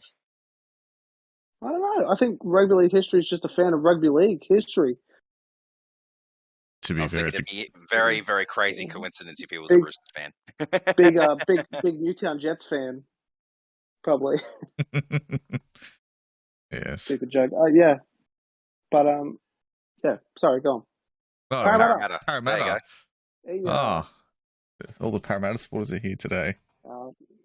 Later on, go back and have a listen to Trevor rip Brad Arthur to shreds. I think he's heard me do that enough. Oh, now we know why Brad Arthur's bald. He's been torn down. He's got me on repeat. Yeah, he's like, oh damn, what's this guy doing? He's stressing out. How do I impress this guy? I know. It's impossible now, mate. You got to just give up. You impressed me so much by leaving. You'll send him a fruit basket if he does. All blue and gold fruits. We'll work something out. Doesn't give you a very wide selection there. That's right. I can't think of any blue fruits. Oh, blueberry. Oh yeah, blueberries. There you go. I don't eat them, so that's why I didn't think of them. The interesting thing for the Roosters, it's going to be, what was their highlight? I think their resilience was the highlight of the year. I think, making to the finals, they won that first final against Titans. They were expected to, but, only because we expect the Roosters to do so well. And then, they sort of, that was it for them. That was to win a final with that many injuries, with that many people out, with that, that sort of back against the wall. That was really excellent. And, even though they really went down, that was a sort of a really gutsy performance against Manly. They just sort of were never in it. And but to win a final with that sort of injury count is incredible. Yeah. Yeah, that it was an absolutely nuts season from them. Yeah. And it shows the quality of their coaching. Absolutely. They were written off so heavily when Kiri went down with that ACL. Yeah. They were written off and beyond absolute belief, but the resilience, they just kept on doing their thing. Trent Robinson proved time and time again just how good of a coach he actually is. And kept that team together. Kept them together well enough, despite everything that happened, to make the finals. They had a couple of losses that would have been extremely disappointing for them. Mm-hmm. But they held it together, which was huge. Yep. Yeah. And in the same breath, like their upside is their biggest downside. They're just everything they had to play with. It was just the killing of their season. And even though they as a club they still performed probably above expectations with all the setbacks, they'll still be disappointed that they only made it to the second week of the finals. They expect the expectations they have on themselves. Yeah, that's right. So I think that that also goes in with the low light as well. So it's sort of a mixed highlight with the low light there for the same reason. Yeah, I think it's all sort of combined in there. Like, I'm not a fan of how Robinson every now and again has a bit of a whinge in him, a bit O'Brien like in there. But as far as coaching goes, he's probably one of the smartest, one of the most talented coaches in the competition. Like we're the other side of the coin of Brad Arthur there. It's insane. Yeah, I give him a pass because he does get the results out of his players and that. So when he does whinge, it's sort of taken with a bit more weight than the teams that are losing a lot. Yeah, exactly. Like he knows what he's doing. So that's right. Yeah, I think as for another low light, outside of the injuries, outside of all that, that loss to the Broncos. Actually, yeah, I nearly forgot about that. That was a big one. That was a big one. Yeah. Victor Radley, Victor the Inflictor going insane. Yeah. I don't even know what he was doing. There was like a little thing at the start of the game where he had a bit of a scuffle with Pangai Jr., I think it was. Yeah. And he just was gone after that. It was the second week of the new rules as well. Like, he just didn't handle his aggression. Crackdown. Yeah, like the crackdown. He just didn't handle his aggression properly. And I think just a nightmare of a game from him. Yeah, four of those penalties that he got put on report for, for me, they were not even close to penalties. But that was it was a really rough night for him. That was probably his low light of his career. That was such a strange stretch of competition that period of time. It was kind of hard to watch. It was really infuriating. Yeah, that first 3 to 4 weeks of the crackdown, no one knew what was happening. Like, no one knew what was a penalty. No one knew it was a sin bin. It was just an absolute shit pile. Yeah, well, I was at every single game of Magic Round, and it was just like, what the hell is going on here? Jeez, that must have been so really frustrating to watch. I was like, Papali barely even hit the bloke yet. He's gotten sent off. Come on, man, this is ridiculous. That must have been so disappointing to pay for that and go and have that whole vibe, and then to get ruined by that. Yeah, well, it was still a fun weekend. But you know, it gets disappointing when the game that you want to watch it gets changed all of a sudden without any warning.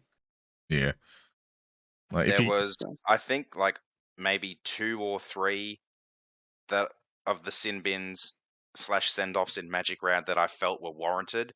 One of them was, I forget who, but it was whoever sent Pappenhausen into orbit. Is that like Perenara or whatever his name is? Jordan Pereira. But again, that's one of those ones where, as much as I blame Pereira, Pappenhausen slips. You know, we've got to talk about accidents going into foul play. You know, I think it should have been the 10, maybe not because Pappenhausen did slip into it. But you know, Tedesco slipped into one. Tedesco, he's the worst. He slipped into like 12. He runs like baby Bambi on ice. Well, actually, no, he didn't really. He couldn't really call it slipping. It's more the way he steps. Yeah, like how he kind of goes down and he comes off his he uses his knees and comes back up off his knees to make. Yeah, you're right. But you can't blame the tackler for the way that he moves. You know, it is. We think it was a frustrating those time. Were bad. The I think I mentioned it. Was it last week when we did the Raiders review, or the week before when we did the Broncos review? It was the player in that game, I forget who, that got sent off for having a player trip into his shoulder. Oh, yes, I remember what you're talking about. He basically got penalised for not having the power of teleportation. Yeah, it was the Titans player, right? Was it Titans player who slipped? Broncos Raiders. Broncos Raiders. Okay. Yeah. I'm looking it up. Can't remember. But I think we're all clear here. Rookie of the year, Sam Walker, right? For them. Sent off Kobe Hetherington. Yeah, unlucky. 59th minute. And he basically was just standing there, and it was like the attacker was sort of half in the air, gets ankle tapped, and he just goes face first into him.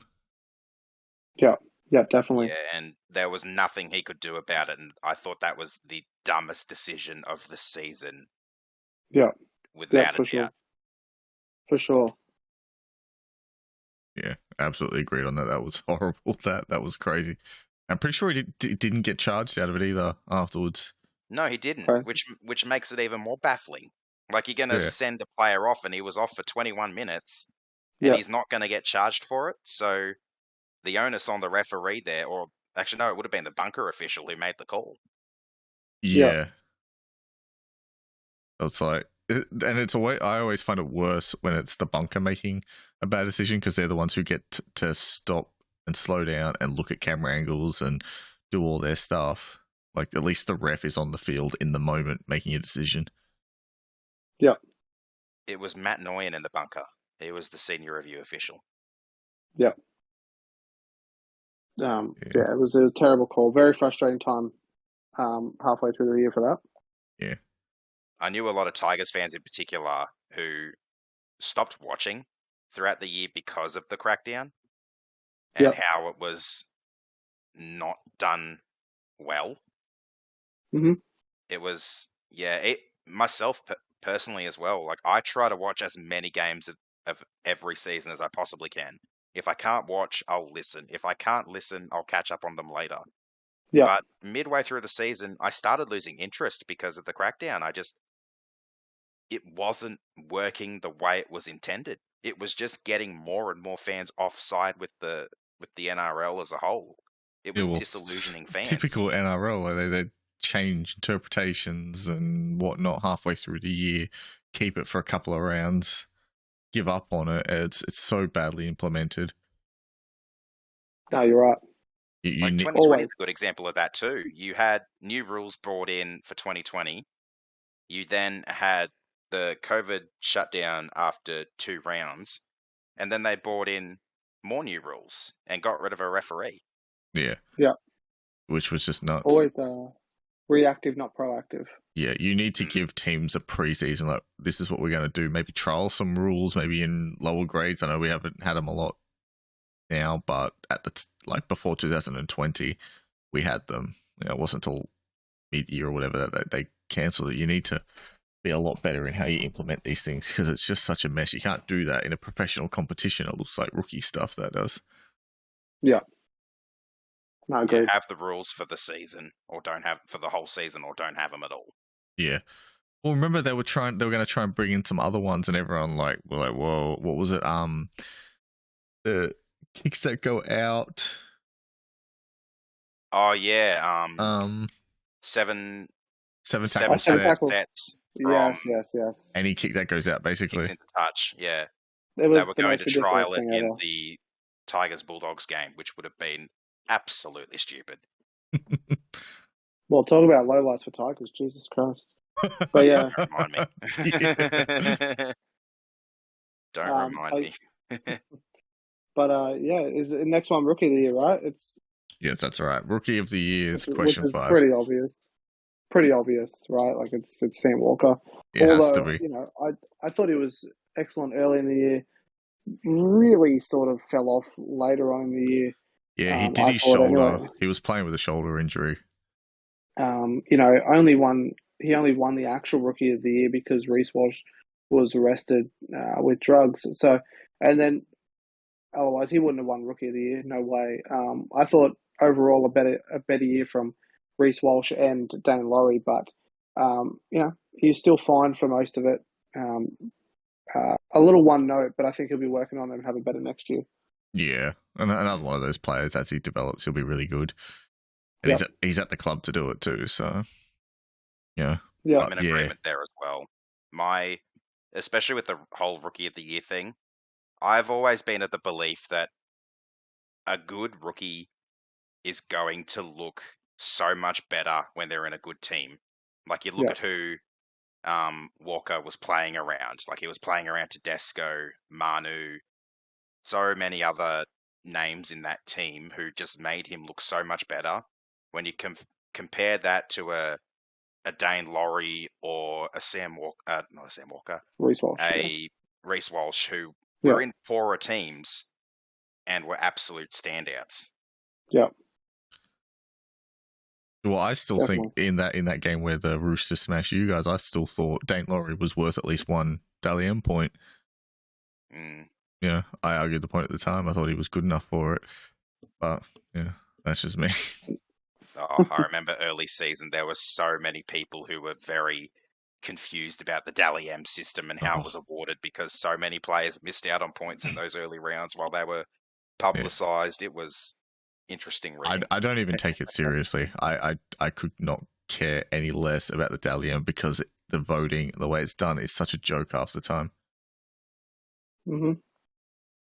Yeah, the only time it was done right was when friggin' Tom Trebojevic was playing.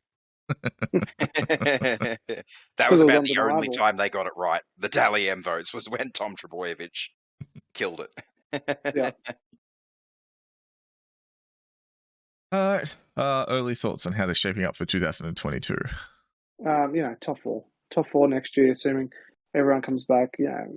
Between 5 and 3, probably. Yeah. They could be anywhere between 1 and 5. 1 and 5. Yeah, 1 and 5. Yeah. I have the Roosters back up to 3rd. Honestly, Kiri in particular, looking at the silver lining for him, he did his ACL so early that he's going to have all of, if not most of the preseason to get back to full strength. Yeah. Like he'd probably be very close to getting back to being in a capacity to resume training. And him having that full preseason and pairing him with Walker, I think that's easily putting them back into the top 4. Yeah. Great. Yeah, I think we're all agreed. Top 4. The only reason they weren't this year was the injuries, so they're too good otherwise. And they come 5th.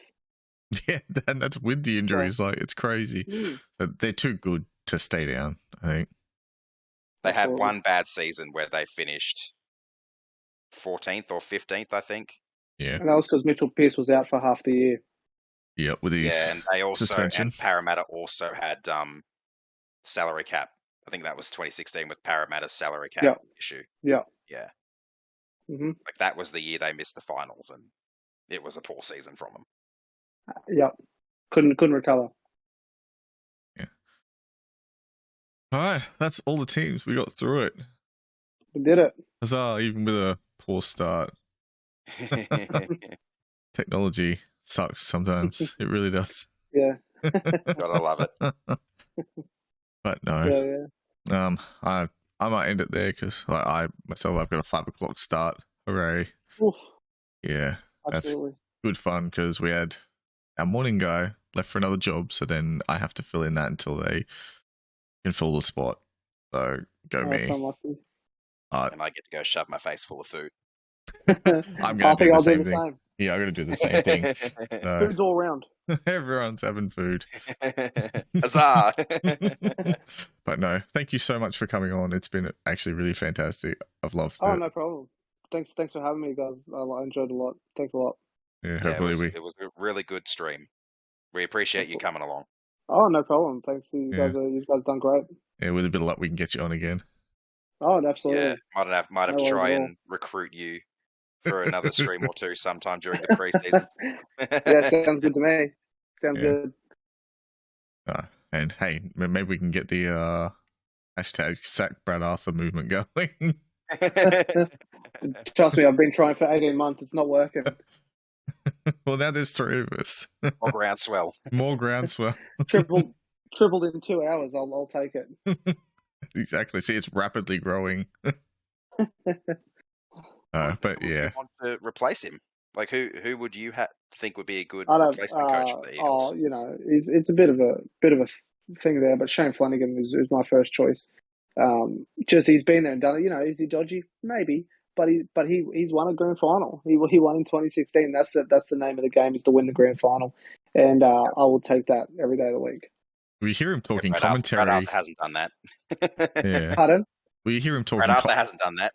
That's right. But you hear him talking commentary and that he's been on Fox a bit, and he sounds like he knows what he's doing. He sounds like he knows the sport. That's right. And maybe the break away from the game has done him some good. So it might actually be a good thing for him to get back into the coaching scene. Absolutely. Yeah, well, Ivan Cleary did it, went away and came back in 2019. Didn't do anything in 2018. Went on, won a grand Look at him final. now.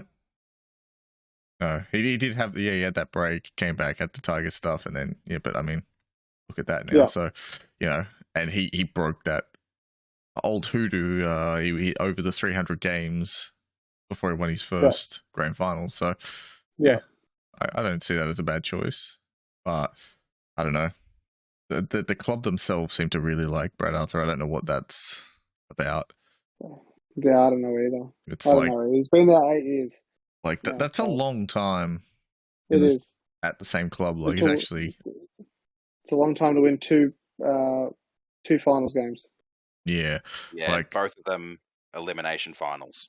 That's right.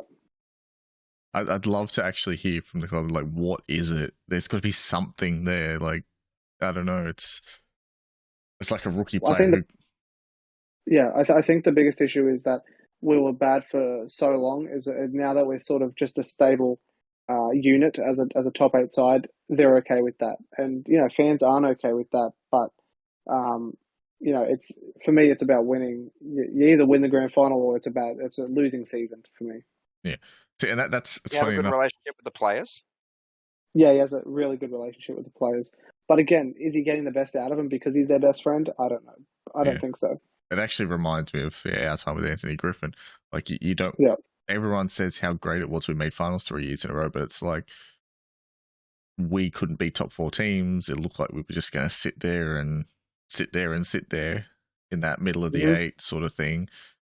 Yeah. And fans don't want that. Isn't the name of the game. Winning premierships is. Exactly. But don't you think Ivan Cleary got lucky though? Like, that his son's just really good. I don't think he's particularly a great coach. I think he's a good coach. Like, I would rank Ivan Cleary below your greats, like your Bellamy's and your Bennett's and that, but above the lower sort of guys you don't really want at your club. Okay. Like, I've said it before. Like, I think Gus Gould deserves most of the credit for I agree. getting the Panthers to where they were. Gus where they won the grand final. Gus did a lot of work, but you also got to take into consideration there are other people at the club who've done stuff. Like, Ivan was a part of that start too. Some of the players, like Isaiah Yeo, debuted under Ivan Cleary. So, like, a part of him coming back, is a big part of it. It was Nathan, but also part of that is his own unfinished business because he was there in the start of that rebuild. He's the one that Gus brought over as the coach of that rebuild. So, it's sort of that 50-50 where it's like, yes, the roster is great, so you've got to take that into consideration, but also there's a little bit of the coaching side in there as well. It's sort of, it's a really mixed bag. Yeah, he's not a dummy, but you look at what happened with the Tigers when he came across. As much of all the drama they want to talk about that, he came over, beat the Roosters, and then beat the Storm twice. All in the first 5 weeks of his time as the coach of the club. Like, that is insane. And since then, their results have gotten worse under Madge, who's a premiership winning coach before this. Yeah. So very poor. A lot of poor recruitment though by Ivan. Yeah. And they're just getting rid of that now. So there is some context around that. That's why I say it's a bit of a mixed bag, but he clearly can coach to some degree. It's just where I guess you see him sitting on that sort of tier of coaches. Like, I would never argue he's up with Bellamy and Bennett and those guys. Yeah. Like, he's definitely not there. Yeah. Those guys. Cut Ivan a bit of slack. There was poor recruitment done by his 2 predecessors in Potter and Taylor before he was even there. Yeah, no one's getting out scot-free out of that Tigers thing, that's for sure. That's just something they need to address on the whole. I think that's where the board need to sort of take a look at themselves. Clearly I don't know, there's some thinking there that they're not holding people accountable, or they're not doing due diligence or whatever it is, but I think it's them not doing their job more than any individual coaches. # sack the board. That's why I'm right on that train. Yeah, Justin Pascoe, get rid of him. That's why I actually thought it was kind of unfair that they were talking about sacking Madge. I'm like, you've just extended him. You finally now this year are starting to get the salary cap in order. Like, give him a minute. And Madge has done so well rebuilding the club from the ground up. Like, you look at how well our junior grades went this year. Our Jersey Flag team, undefeated. I think that before their comp was stopped, they were like 7 wins and 6 draws or something like that. Yeah. And our reserve grade team were 3rd when that comp was shut down as well. Like, we were doing so well in those other grades. And from the other standpoint, our women finished 5th, which was good enough to play finals before, or 6th before that comp was cancelled as well. Yeah. Like, there's been so much happening behind the scenes that, well, Madge not so much responsible for the women, but Madge has been responsible for a lot of the rebuilding from the ground up and blooding the up-and-comers. So, yeah, keeping Madge, in my opinion, definitely the right decision. He is taking the club in the right direction, and he needs to be able to see his contract through the extra 2 years. Because by that point, there should be significant improvement. I think the Tigers, like, a lot of people are saying Tigers spoon potential next year, which I can understand. But I do think we'll probably rise back up to around that 11th spot where we finished 2020. And then we'll see the real improvement in 2023. Can't disagree with that. Let's hope the Tigers go well. Yeah, let's hope they actually get that improvement. I'm crossing everything, literally. I'm crossing everything that the Tigers improve. Yeah. All right, guys. Thanks for the night. It's been fantastic. Thanks again for coming on. Oh, no problem. Thanks again for having me. I really enjoyed myself. All right. Night, everybody.